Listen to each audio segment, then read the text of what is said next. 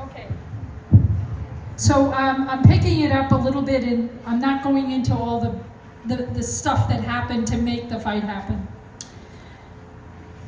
The day of the fight, on April 30th, had been bright, with a high temperature of 65 degrees Fahrenheit, making it a lovely spring day in New York City. Fans didn't mind milling outside on the corner of 30th and 8th Avenue, waiting to be led into their seats. With some fans dressed to be seen, costumed for the pomp and circumstance of a major fight at the Garden. Inside the arena started to fill up with cheering fans periodically illuminated by flashing arcs of green light. Fans were sporting Irish and Puerto Rican flags in anticipation of the main event and excited to the point of tears later in the evening as the song Sweet Caroline started to play. The crowd swept up with excitement, having learned the girl from Bray and the girl from Carolina had indeed sold out the Mecca of boxing. Lady Tiger Marion Tremblay, watching from her majestic box above as the stands began to fill, I should add, Lady Tiger was a boxer in the 70s, in the first great rise of women's boxing in the United States. Tremblay, watching from her majestic box above as the stands began to fill, said in a wistful tone, $1 million for each fighter. I never earned more than $1,000, and that was for a title fight. With the preliminaries over, including Cruz Dezern's win and entry to the undisputed club with her points dominance over Cederuz, all was by turns hushed and frenetic in anticipation of the ring walks of the two women.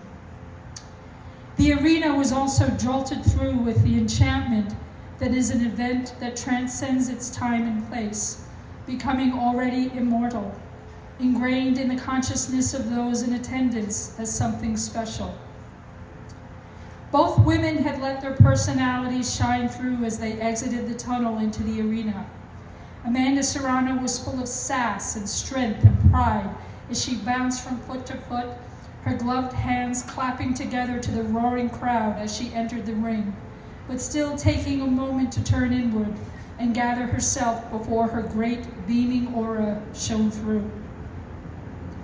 Katie Taylor's entry was more cerebral. She walked slowly, taking her time, gazing out at the crowd as they started to cheer, especially when she pumped the air with her fists. Gently nodding to the right and to the left, her face sweated from her pre-fight warm-up. She savored the moment and took a beat or two standing on the apron to nod at the fans before turning and ducking under the ropes to enter the ring. Across the 10 rounds of the battle, each woman brought her whole being into the fight. Each member of the audience rising and falling with each feint, each heart-stopping combination of thudding shots, each buckled knee, their hands and feet a study in quickness and efficiency as they worked to impose their will upon each other.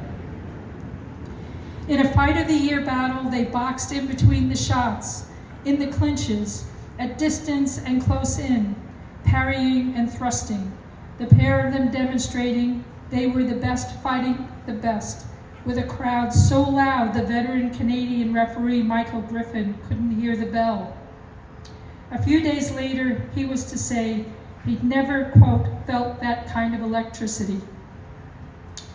At the end of the fight, Taylor emerged victorious, earning a split decision on the cards with scores 96-93, 97-93, 94-96.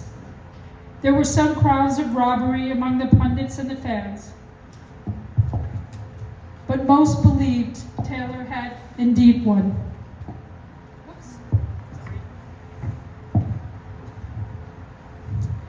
With the consensus overall that the fight was one of the greatest boxing matches in the history of the sport.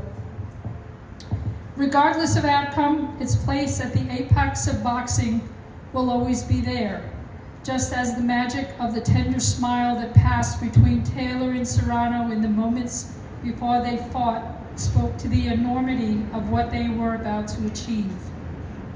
They were making history in a main event prize fight before two of the best boxers in the world, who, because they happened to be women, meant the special sauce of their well-matched contest was also infused with all the opportunities that had been denied in the past, with fights relegated to the unstreamed portions of fight cards for little money and far, far less than equal treatment.